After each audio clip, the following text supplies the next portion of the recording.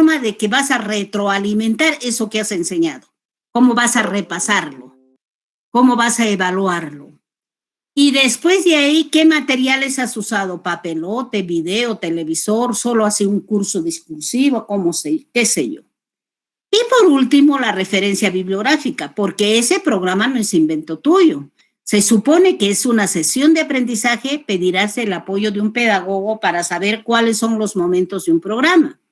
Pero si es de otro tipo, por ejemplo, a un psicólogo. Entonces, es una sesión.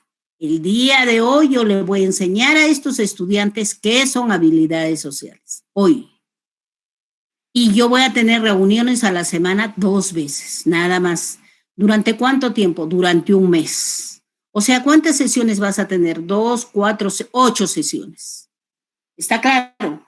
Entonces, la investigación experimental es eso. Tú estás experimentando. Tú estás proponiendo un programa para ver qué resultados tiene. Por lo tanto, en una investigación experimental, ahora van a estudiar ya, hay varios grupos. Puedes trabajar con 2 grupos, el grupo control y el grupo experimental. Al grupo que le vas a experimentar, a ese que le vas a presentar el programa, se llama experimental. Y al grupo control no haces nada con el grupo control. Simplemente lo tienes como control.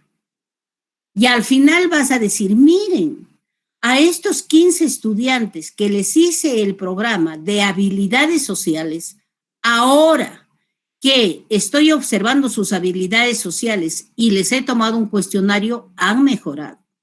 Sin embargo, también he observado y he tomado una evaluación al grupo control, que también son 15 estudiantes, y vean que no han mejorado. Eso es lo que tú quieres demostrar. Nosotros podemos hacer experimentos no solo previamente programados. Nosotros, los psicólogos, hacemos experimentos al caminar. De repente salimos del aula y nos estamos yendo a la avenida para tomar el carro. Durante ese periodo yo estoy experimentando contigo. Te presento un estímulo. Te digo, qué bien, señorita, usted llegó temprano el día de hoy. Prácticamente está usted aprobada. Estoy poniendo el término aprobada para ver cómo reaccionas, para ver cuál es la respuesta al estímulo que he presentado. Aló. Dime.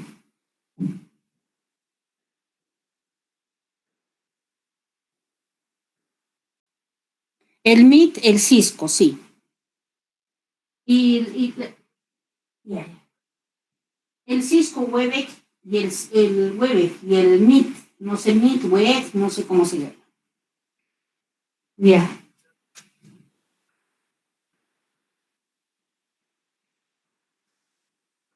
Sí.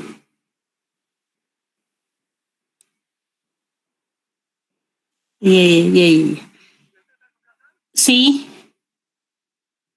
Entonces, justo estamos hablando de la computadora. Es que ¿sabe qué pasa con tanto estar limpiando, arreglando? Parece que le ha caído un poco de alcohol, ya lo ha dificultado Ay, nuevamente. Aló. No lo sé, me lo traerías, porque ahorita necesito. Chao, chao, chao, chao. Entonces, señores estudiantes, podemos hacer investigaciones simplemente así, sin previa preparación. Por eso, en psicología nosotros consideramos que hay varios instrumentos, métodos para estudiar la conducta del ser humano. También dentro de ellos están los experimentales. ¿Y cuando hablamos de experimentales? Cuando previamente nosotros preparamos un estímulo para ver la reacción, para ver la respuesta que va a tener la persona, y eso lo medimos. Pero en el primer caso, donde yo estoy haciendo la propuesta, también vas a demostrar, esa investigación no es descriptiva, es experimental. Y vas a decir, fíjense, yo he presentado una propuesta para mejorar las habilidades sociales. Han mejorado, no en un 100%, pero han mejorado un poquito. Quiere decir que mi programa que he presentado se podría ejecutar. y probar en otras investigaciones y demostrar que sí sirve mi programa. Esas son investigaciones experimentales. No solo es describir, porque las investigaciones descriptivas, ustedes no meten la mano, describen el problema tal como se presenta. Depresión en época de pandemia. Tú no vas a intervenir en absoluto. Solo vas a averiguar si hay depresión en época de pandemia. Nada más. Eso no es experimental. Experimental es cuando tú dices en época de pandemia, por ejemplo, en este barrio hay mucha gente que está con depresión. Hemos visto que hay tres suicidios de jóvenes. ¿Qué te parece si reunimos a los jóvenes de este barrio con las medidas y protocolos de bioseguridad y empezamos a darles algún tipo de estrategias de juegos, qué sé yo? Esas estrategias de juegos que le presentas a esos estudiantes es experimento, es un estímulo para decir, miren, le he presentado el programa de estos juegos y miren cómo ha cambiado el estado depresivo de los jóvenes. ¿Me entienden? Entonces, en psicología se hacen experimentos. Primero han empezado los estudiosos, por ejemplo, Iván Pavlov. Iván Pavlov ha hecho muchas investigaciones, fue el iniciador. ¿Cómo? Yo les voy a hacer un repaso. ¿Cómo hizo los estudios para modificar conductas en la época del conductismo? Porque hoy en día prima el paradigma cognitivo, pero no nos podemos olvidar del cognitivismo. Recuerden, señores estudiantes, que ustedes son de quinto semestre y saben en psicología que hay muchos enfoques. Al igual que hemos estudiado que en la personalidad hay varios tipos de enfoques que estudian la personalidad y dicen, no, la personalidad se formó así, el otro dice así, no se contradicen, pero cada uno le da importancia. A la etapa de la niñez, no, a la parte genética, no, a la parte sociocultural, no, a los primeros traumas que ha tenido el niño, así, cada uno tiene su enfoque. Igualito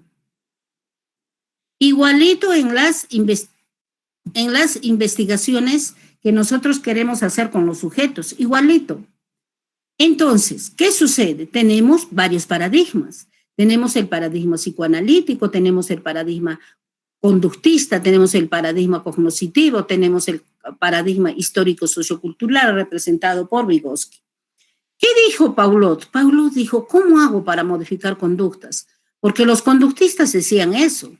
La conducta no es aprendida, o la conducta es aprendida, y es aprendida de un medio, y en ese medio hay estímulos, en ese medio hay prototipos, en ese medio hay modelos, y a esos modelos imita el niño y comienza a tener su conducta.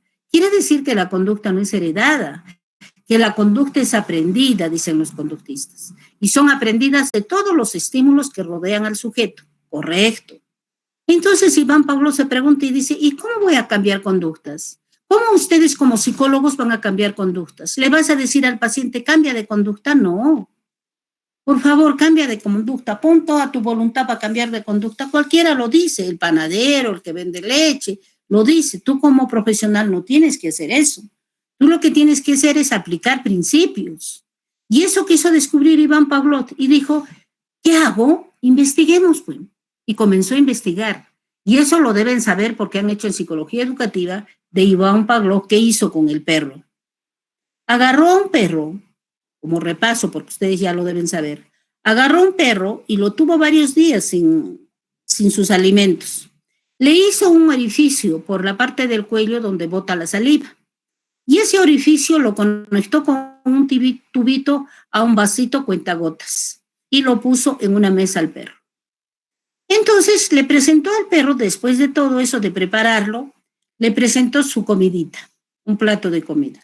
Entonces el perro, al ver su comida, no había comido varios días, inmediatamente movió la cola, por supuesto, y comenzó a salivar, a botar saliva, bastante saliva. ¿Y cómo se dio cuenta Iván Pavlov? Por el tubito y el cuentagotas de la saliva que estaba expulsando el perro. Bueno, hasta aquí no ha hecho nada. Pero él dijo, ¿qué tal? Le hago botar la saliva, pero ya no presentándole la comida, sino presentándole otro estímulo. Entonces, ¿qué hizo? Ya sé lo que voy a hacer.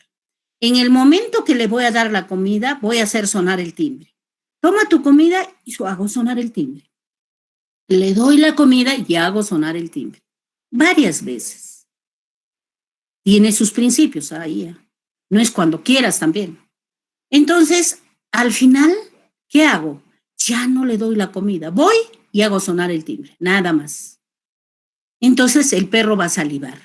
Aprendió a reaccionar fisiológicamente ante otro estímulo que no era la comida. Entonces, cuando le presenta la comida al inicio, a eso se llama estímulo incondicional. Cuando le presenta comida y timbre, se llama estímulo neutro. Y cuando solo le presenta el timbre, se llama estímulo condicional. El perro aprendió a salivar ya no frente a su comida, sino frente al sonido del timbre.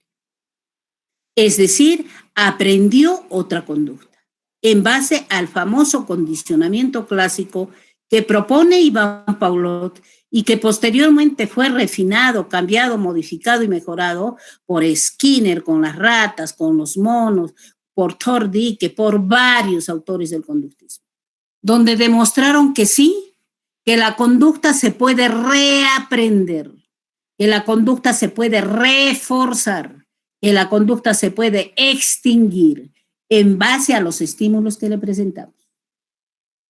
Entonces, así se inició. Fue una investigación netamente experimental presentada por Iván Pavlov.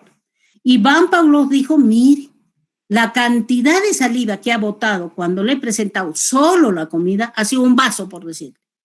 Pero cuando solo he hecho sonar el timbre, eso que aprendió, ha botado saliva, pero solo medio vaso. Quiere decir que la conducta nueva que le enseñas es todavía débil, se puede extinguir, por lo tanto se tiene que reforzar. Es así como se inició las investigaciones. Lo hicieron con animalitos. Posteriormente lo proyectaron en seres humanos.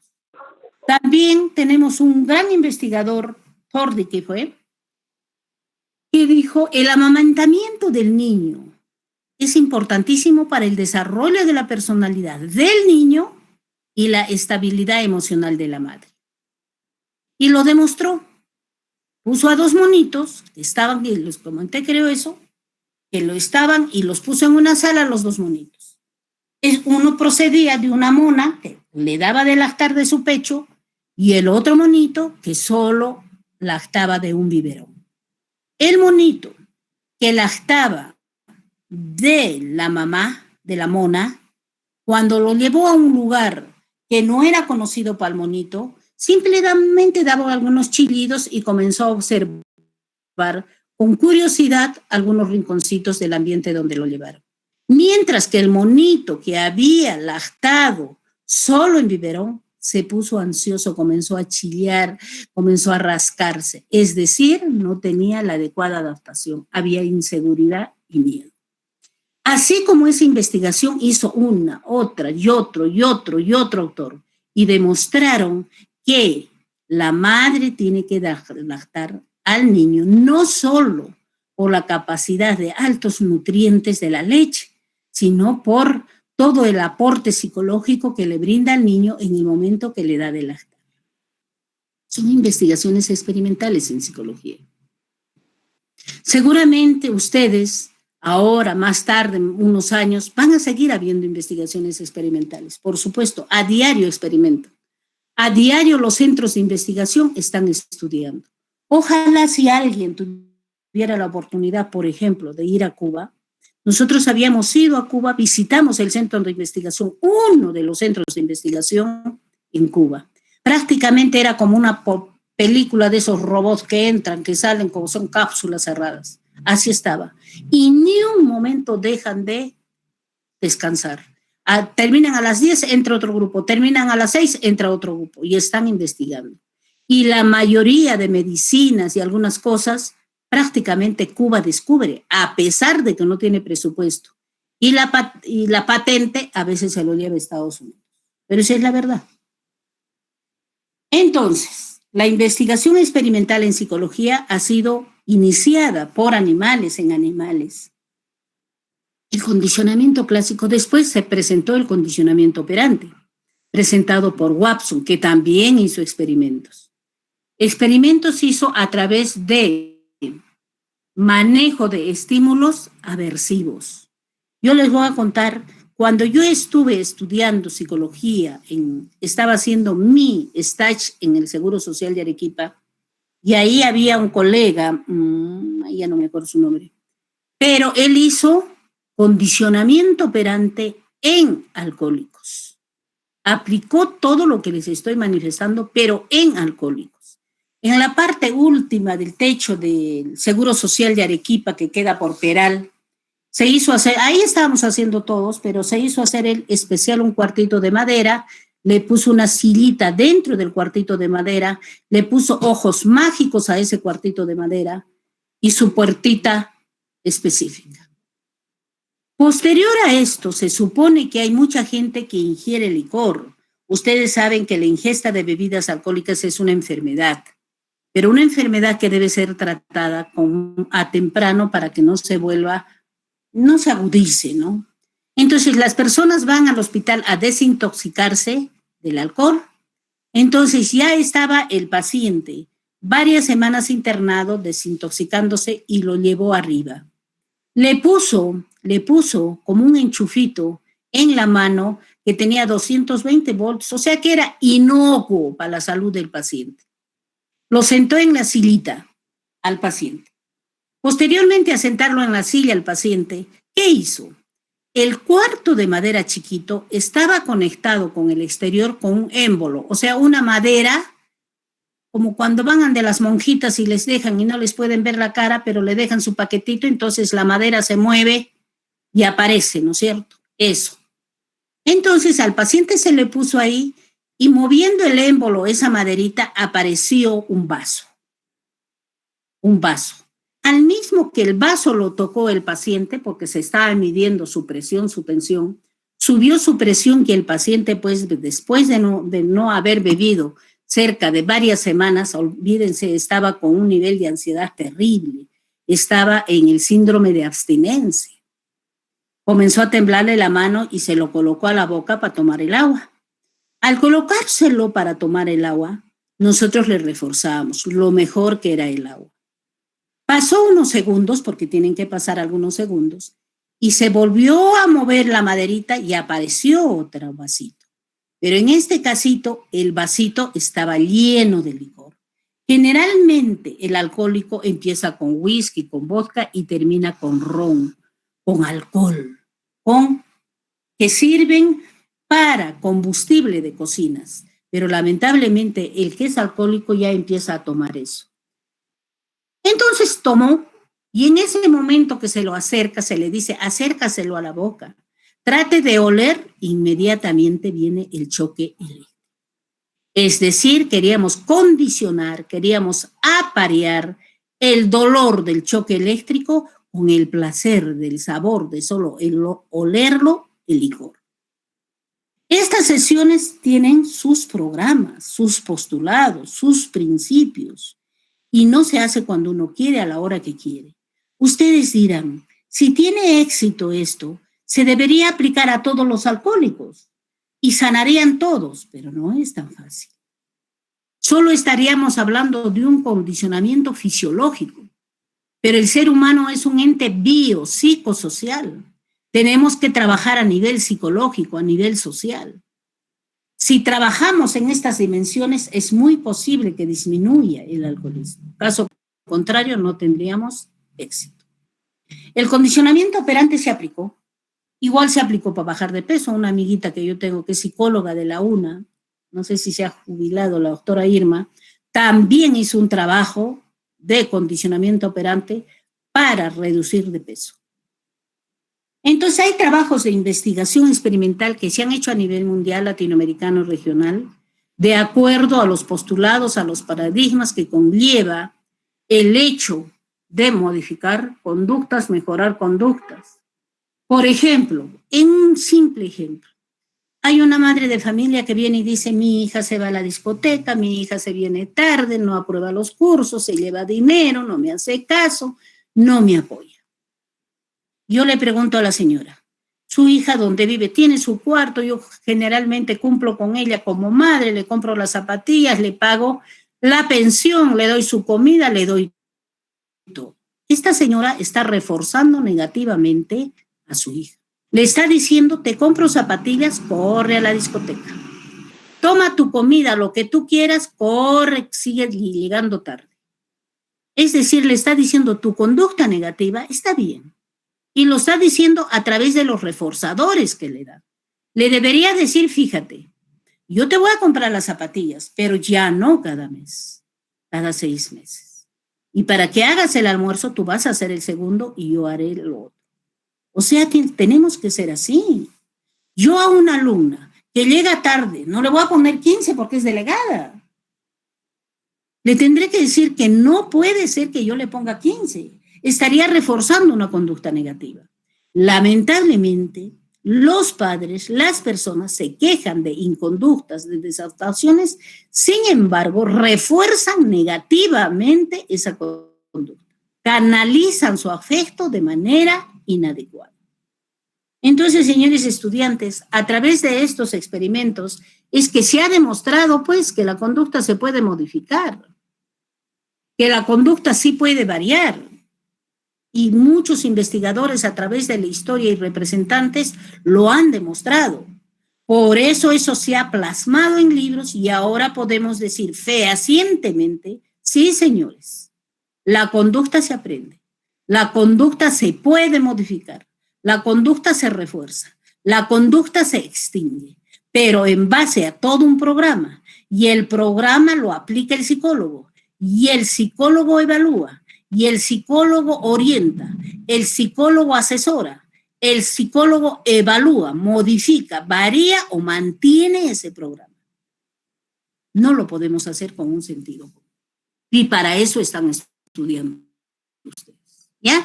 Entonces, esa es la gran importancia de psicología experimental. Se han hecho muchos experimentos, el día de hoy también están haciendo en los laboratorios experimentos, están haciendo en estos momentos. ¿Qué está pasando? ¿Qué ha bajado? Ustedes saben, para que haya depresión no es que esté triste, no es que esté con la mirada vacía, con el caminar lento, con la boca reseca, no es eso. Es todo un funcionamiento de los neurotransmisores que están en el cerebro. Están trabajando. Al unirse las dos neuronas, no están produciendo la cantidad suficiente de algunos neurotransmisores relacionados con la tranquilidad, la felicidad y el placer. Pero le doy una farmacología para que mejore. ¿Para qué? Llegue a la homeostasis, al equilibrio. Pero también tiene que ser con psicoterapia. Porque la neurona te obedece a ti. Por eso decimos muchas veces, nosotros decretamos muchas cosas. En forma interna le decimos a la neurona, oye neurona, vas a aprender esto, vas a hacer aquello. Ordenamos a la neurona. La neurona es un ente minúsculo, chiquitito, pequeñito, que no se mira a simple vista, pero tiene una capacidad increíble. ¿Ya? ¿Alguna pregunta hasta acá?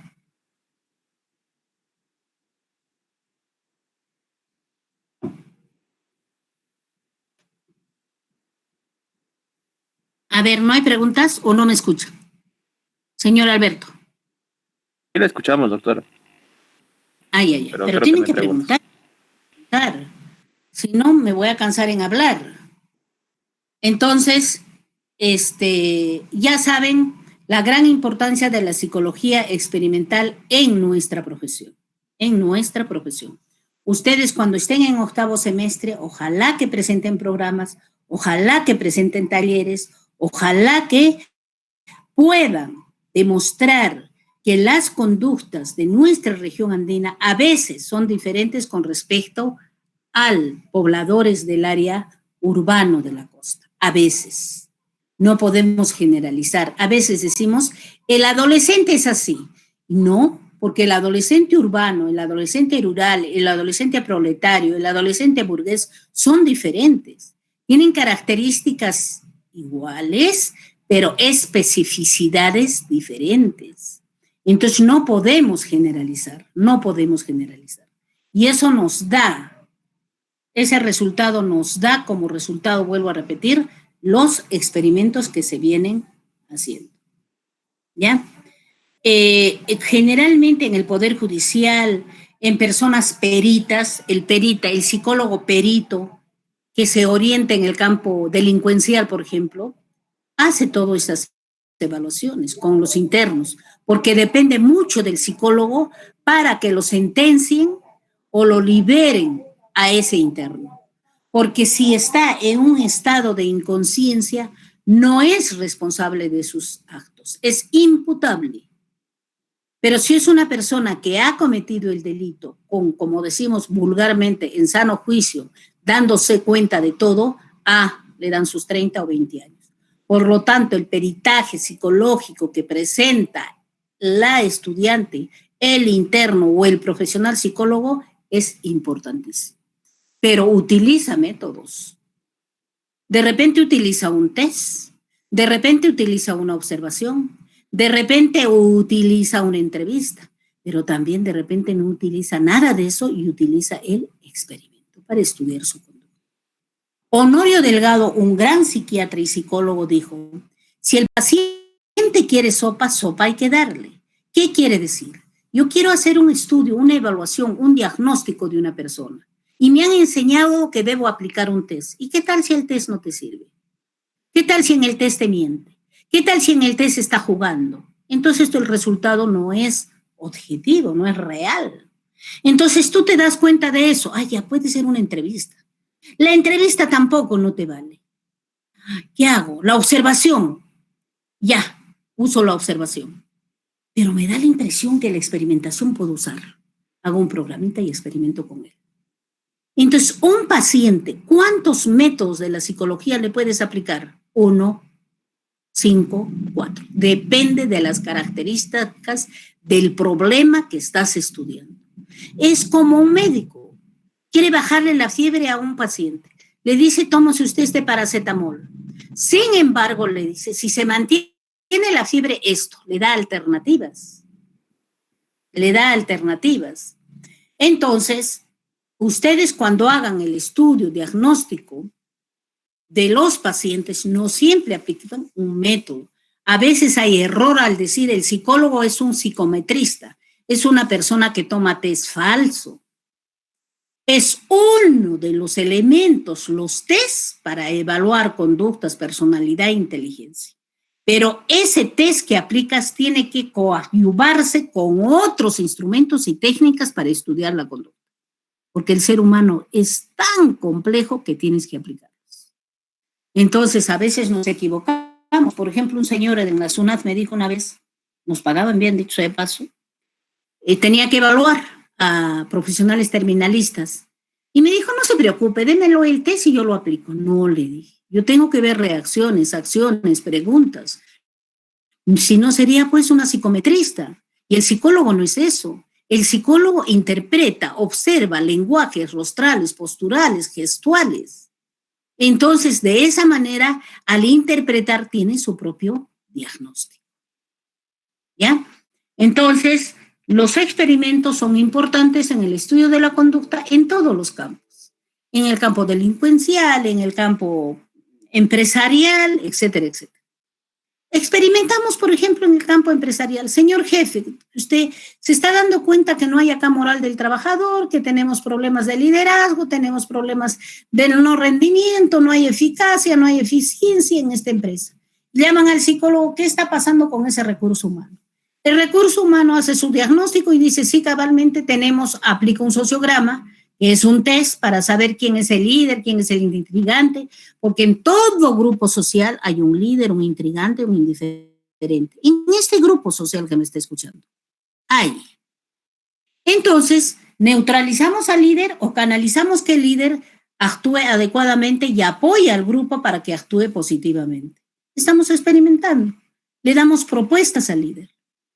También en el campo educativo mucho más. Recuerden que las líneas de investigación en psicología de nuestra universidad está orientada en salud pública, psicopedagogía, diagnóstico y tratamiento psicológico. Yo recuerdo, hicimos un estudio en la deshidratadora de alimentos de la ciudad de Arequipa, precisamente en selección y análisis de empleo. Ustedes saben que nuestro Perú está en la pobreza no tanto porque no tiene dinero, porque la gente que está ubicada en los diferentes puestos no está preparada. Y no solo no está preparada, no tendrá aptitud, no tendrá pues vocación. Aptitud quiere decir capacidad, porque tú tienes que puedes tener una alta voluntad para ser psicólogo. Quieres ser psicólogo, deseas ser psicólogo, pero eso es de la boca a la barba. Para eso te tienes que preparar, para eso tienes que modificar muchas cosas, si quieres destacar. Entonces, las empresas contratan porque fue hijo del gerente, porque es simpático, porque le dio dinero, porque vino del partido, pero no lo evalúa. ¿Cuál es su capacidad del trabajo? ¿Cuál es su aptitud? ¿Cuál es su vocación y cuál es su actitud? De repente quiere entrar de guachimán y tiene un sueño tan profundo que lo roban hasta él, ¿no? Todos tampoco estamos preparados para ser docentes. Podemos hablar bonito, podemos conocer mucho, pero no sabemos llegar al estudiante. O de repente no nos entiende. Entonces hay varios factores en una selección de personal para ubicar en los puestos. Y esa empresa fracasa, no rinde adecuadamente, el producto es de baja calidad y no hay productos en gran cantidad. Quiere decir que esa empresa se puede venir abajo. ¿Qué es lo que ocurre en el Perú? En nuestra universidad nomás. Cuando yo decía, oigan, en la selección del personal administrativo debe entrar a tallar un profesional psicólogo. Necesariamente, pero no. Entró el tío, el primo, el cuñado, el amigo, el hermano, el esposo. Entonces se ubicaron en puestos donde no les correspondía, donde no tienen actitud, donde nosotros le preguntamos algo, se molestan, donde se le pierde el documento, donde ni siquiera nos puede a veces escuchar bien, etcétera, etcétera. Entonces, también en la selección y análisis de empleo juega papel importante la experimentación para mejorar la eficiencia, la calidad de las empresas. ¿Qué decir, pues, en el campo educativo? ¿Acaso el estamento educativo es una última opción para los profesionales? Aunque sea, pues, de profesor te trabajarás. Aunque sea de tercera categoría te trabajarás. No importa, en la punta del cerro y luego te vas entrando. Pero por lo menos vas a trabajar. Cuando en otros países, como Finlandia, que es el mejor sistema educativo del mundo, ser profesor de educación inicial es ser catedrático de la enseñanza. Es el más alto nivel de enseñanza. Y cualquiera no es profesor de educación inicial, porque el niño forma su imagen, toda su conducta, en base a ese modelo de las primeras experiencias. Entonces, en el campo educativo, más aún, mucho más. En el campo clínico, de igual forma. En el campo clínico se va trabajando de repente en experimentos para coadyuvar algunos diagnósticos con otros profesionales. Recuerdan que solo el psicólogo no lo puede hacer todo. Siempre tenemos que ser humildes en buscar la opinión de otro profesional. ¿Será el psiquiatra? ¿Será el neurólogo? ¿Será el profesor? ¿Ya? Entonces, hasta aquí la exposición que les he hecho. Yo no sé si no hay preguntas hasta este punto. Espero que las diapositivas que estén preparando lo estén haciendo de la mejor forma. ¿Alguna pregunta? De su tema, de lo que deseen.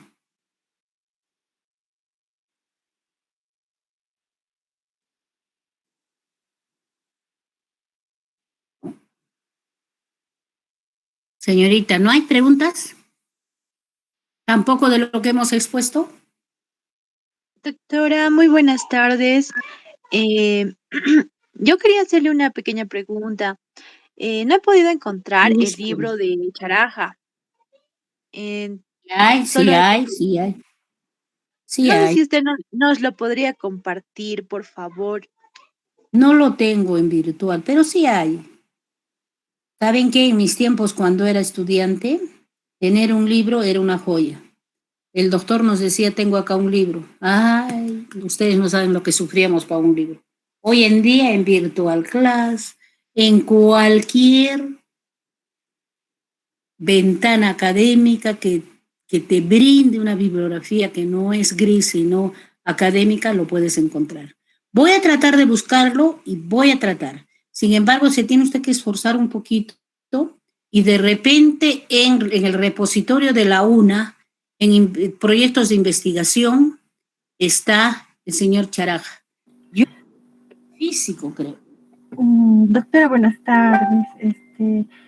Efectivamente, no hay en digital el libro del doctor Charaja. Ahora, yo he conversado con él y me indica que tampoco tiene por el momento de forma virtual los libros.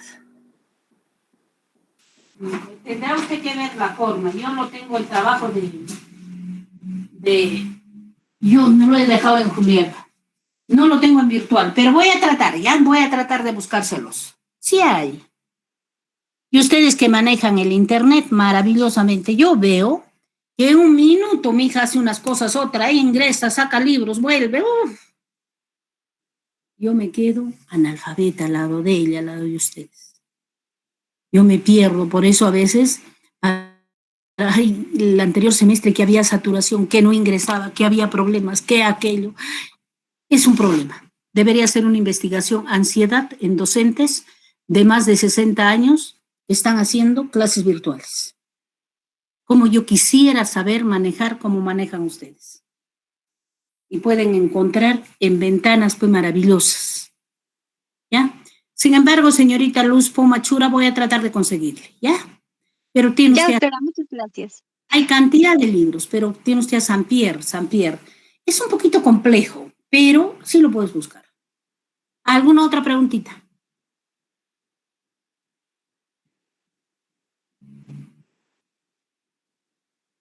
Tienen que preguntar. Sí. Doctora, disculpe. Lupaca Machaca. Ya, dígame usted. Sí, doctora.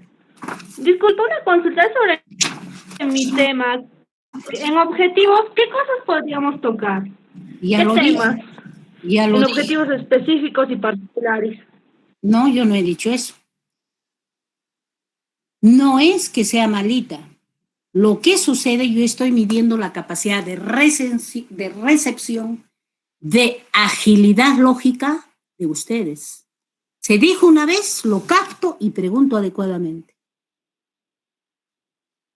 Si usted, señorita, me dijera, dentro de objetivos específicos he encontrado esto, ¿qué más podría ser? Ah, es otra cosa. Para yo darme cuenta que ya ingresaste, que ya averiguaste y que te faltan algunas cosas. Por eso no te respondo. Es como cuando vamos, yo estaba haciendo clases, ustedes saben que en Cuba la educación es compartida. O sea, nos enseñan por decirle neurología. Entonces, entra el docente de neurología. ¿Quién es? Un neurólogo. Pero ingresa con dos más, un psicólogo y un psiquiatra. Y es compartida.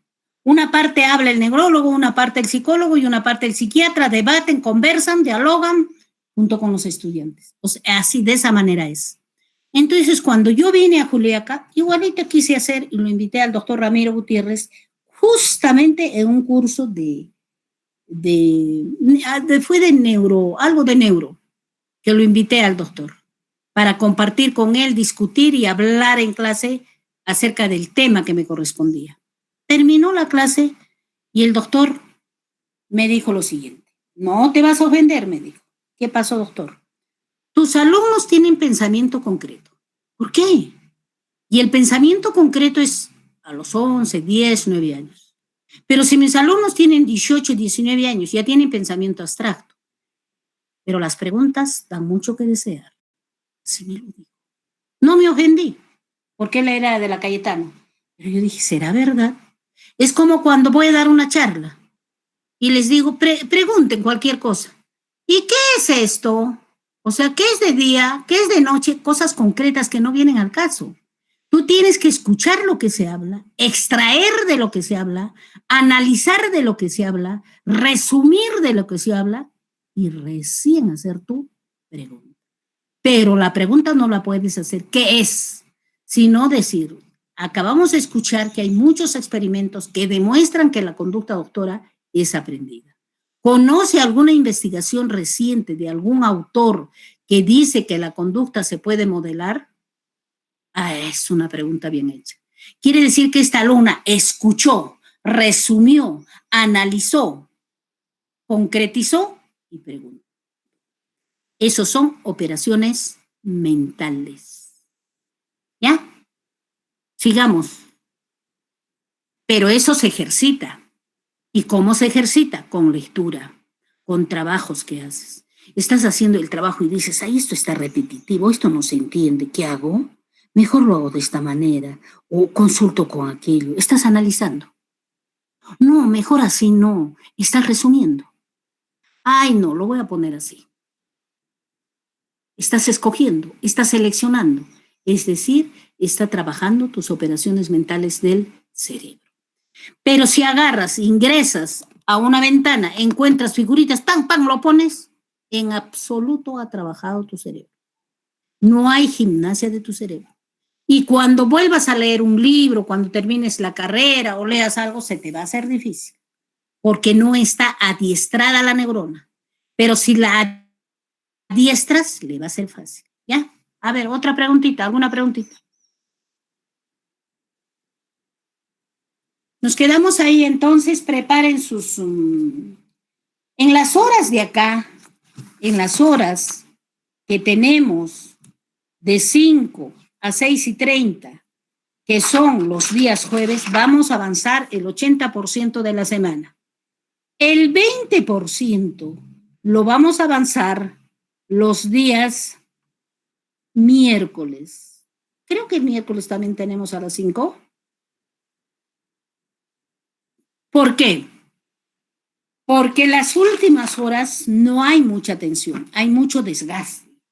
Entonces, si yo soy psicólogo, fácil es pues para la SUNED o para nuestras autoridades decir, se hace 2 horas, sea de 1 a 2 de la tarde, de 8 a 9, de 7 a 8, de 8 a 9, de 9 a 10 es cuando hay mejor captación y mejor preparación del sistema nervioso para captar temas. Entonces, dice que el miércoles tenemos de 6:30 a 8. Bueno, todavía. Pero felizmente, porque yo tengo clases con algunos grupos a las 9:30, cuando ya el sueño nos vence, aunque algunas personas duermen tardecito, pero cuando el cerebro ya está cansado. Por eso es que en psicología, ¿qué pasó? Que toditos los semestres eran en la noche. Y se dieron cuenta que se venían a dormir las estudiantes presencialmente. Trabajaban de día, eran profesionales. Y estaban haciendo daño a la carrera porque no sabían nada. ¿Y cómo se dieron cuenta que no sabían nada? Porque los evaluaron para ingresar a internado y no sabían protocolos, no sabían dar diagnósticos, no sabían nada. Y dijeron, ¿quién tiene la culpa? Mea culpa, el estudiante. Nosotros por programar cursos de noche, donde el estudiante se duerme. ¿Y por qué se duerme? No solo porque no se alimentó bien, simplemente porque trabajó de día. Por lo tanto, vamos a tener que tratar de que los últimos semestres, los últimos que serían el 8º o el 7º, podría ser de noche, pero los demás de tarde y mañana. Esa evaluación hicieron los docentes psicólogos, porque no son ustedes la Mujer Maravilla, ni yo tampoco. Tenemos un límite. ¿Por qué creen que la SUNEDU dice ya no puedes trabajar después de los 70 años? Porque ya tienes cansancio. Tendrás experiencia, pero ya tienes cansancio. No es igual. Pero en tu edad que tú tienes, bueno, tú lo puedes convertir la noche en día. Tú no solo puedes estudiar psicología, sino otra carrera, otro diplomado, ayudar en tu casa, trabajar. ¡Uf! Tienes una energía desbordante porque estás en una etapa biológicamente hablando en la cúspide. No tienes cansancio. Tienes que ayudar a tu madre. Si toda la vida cocinaba ella, ahora ya no. Ahora te toca a ti. Entonces, nos quedamos acá. ¿Alguna otra pregunta, señor Alberto? Alberto. No, por mi parte no. Felizmente ha ingresado el audio, gracias a Dios, porque al principio no quería ingresar. ¿Y sabe qué decía? Muchos participantes. No sé qué pasa. Peores en el virtual class. Le dice una cosa, otra cosa, pero nosotros vamos a hacer infinidad. El día de hoy se ha graduado una señorita maestrista con el tema relaciones interpersonales y su influencia en el clima organizacional. ¿Cuáles son las relaciones interpersonales y cómo influyen en el clima organizacional, educativo, en centros de educación primaria de la ciudad del Cusco. Por supuesto, las relaciones interpersonales son básicas, es parte de la inteligencia emocional. Y yo le hice una pregunta. ¿Usted cree que cuando una persona no tiene adecuadas interrelaciones personales es porque realmente tiene problemas de adaptarse en grupos sociales o tiene problemas de una relación intrapersonal? No me contestó. Lo cierto es que primero tú tienes que tener una autoestima bien ubicada, un autoconcepto bien ubicado. Bien, y recién tus interrelaciones personales son buenas. Caso contrario, estás en conflicto, ¿no? Entonces debemos trabajar a nivel de autoestima, a nivel de asertividad, a nivel de habilidades sociales y de esa manera te relacionas mejor con los demás. Porque muchas frustraciones, muchos problemas lo vas a conocer en una interrelación personal.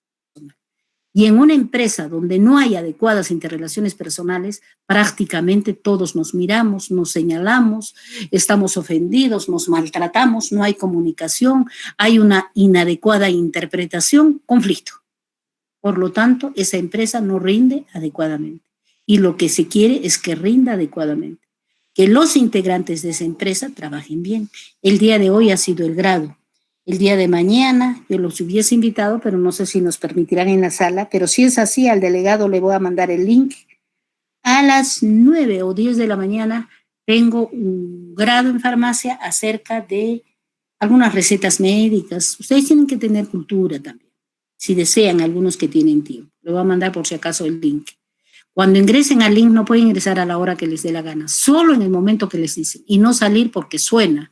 Y entonces más la pones nerviosa a la que está sustentando. O entras o no entras, ¿ya? Pero de todos los grados, por ejemplo, hace poco también hemos tenido un grado acerca de la deserción con respecto a la autoestima en los estudiantes. Entonces, seguramente con los años ustedes también van a presentar sus trabajos de investigación y van a estar, no con los años, ahorita. Sí están en quinto semestre. Al otro semestre pasan al sexto. Es muy probable que al otro semestre también sea virtual. Nadie se va a arriesgar a morir.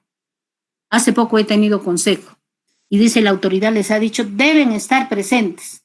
En forma inopinada vamos a hacer visitas y las autoridades, decanos, directores están. Y ellos han dicho en su mayoría en el consejo renunciamos, nos ponemos a un costado. Yo no voy a arriesgar mi vida para atender presencialmente. Eso es cierto. Eso es cierto. Y los jóvenes se pueden contagiar también. Ustedes se tienen que cuidar bastante. Los jóvenes se pueden contagiar. Yo que he pasado por eso, les digo que tengan mucho cuidado. Entonces, señores estudiantes, las diapositivas bien hechecitas, por favor, el día que nos toca clases, háganlo con bastante esmero, háganlo con ganas de trabajar y en los demás cursos también pónganle punche. Pónganle punche porque la sociedad les requieren ustedes ir internalizando términos, conceptos, contenidos de su profesión que han escogido, que es tan bonita. La psicología es hermosa. Entonces tienen que ir metiéndose cada vez más. Si hay una película, vean películas relacionadas con psicología. Si hay noticias de psicología, escuchen 3, 4 veces. Sus conversaciones ya no pueden ser de discoteca, de moda, de ropa, de novio. Ese periodo ya pasó. Ahorita van a hablar de psicología. Sus temas tienen que ser de eso, ¿no? De eso, para que te vayas acostumbrando. Entonces, si no hay preguntas, ¿alguna preguntita? Su compañero me preguntaba cuánto tiempo la exposición. Ya sabemos cómo trabajamos. Si es que la exposición está bien hecha, maravilloso, lo dejamos ahí. Pero si está un poquito mal hecha, le interrumpimos y lo vuelve a exponer. Por lo tanto, cualquier grupo que esté listo debe exponer. Entonces, ¿qué les sugiero? Que todo el mundo prepare su tema y esté listo. Entonces, tiene más opción. A pesar de que les diga esto está mal, aquello está mal, pero tienen opción. ¿Ya? Y lo trabajan bonito y aprenden esa partecita, porque lo que les estoy enseñando les va a servir para la sustentación de su trabajo de investigación. Entonces, hasta el día miércoles. Que les vaya bien y siempre cuídense mucho, cuídense mucho. Señor Alberto Tejada, hasta la próxima. Gracias por mandar darme el link. Igualito lo vamos a ir trabajando, ojalá que no tengamos problemas, ¿ya? Sí, doctora. Ok, igualmente, gracias. No tiene usted ningún problema, ¿no? Con los grupos. No, hasta el momento todos ya están formados. Qué bueno. También me comuniqué con el grupo de psicología experimental del otro grupo. Ya también estamos avanzando. Había tenido mañana clases. Muy buenas noches, jóvenes. Cuídense mucho. Si nos estamos saliendo antes, no es para que se vayan a descansar, a dormir un rato, a mirar la televisión. Es para que vayan coordinando, ahorita que están en conexión con sus compañeras acerca de su trabajo. Es para eso. ¿Ya?